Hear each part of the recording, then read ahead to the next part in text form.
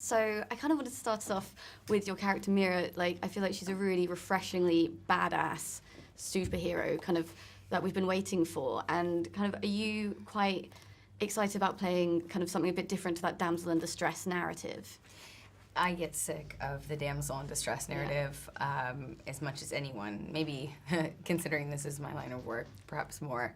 But I think I do get relatively as bored with it as an audience member does. The average viewer doesn't want to see the same formulaic approach that's outdated and two-dimensional, represents women in a very narrow light. It seems boring and uncompelling for not just a female audience, but for men as well.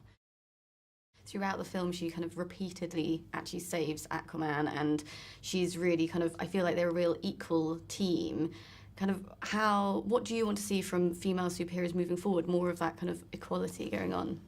I am so excited that I get to play a character like this that represents a more modern approach to not just storytelling, but to female characters.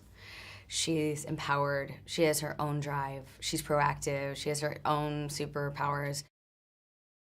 I feel incredibly lucky that I worked with filmmakers and a studio that wanted to really answer the demands that we see in the streets in all industries and all communities, where we're saying we want to see better representations of women, more fleshed out representations.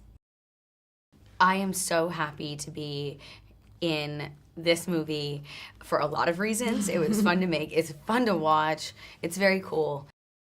Mira's a really kind of reckless character. She's really bold, she throws herself out of the plane.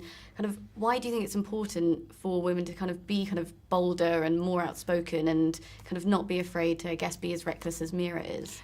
Mira's not reckless at all, I would argue. She throws herself out of the plane. It looks reckless to others because they haven't caught up to the fact that she understands that there's a reason to do that. And I don't want to give anything away, but she throws herself out of the plane because she knows. Yeah.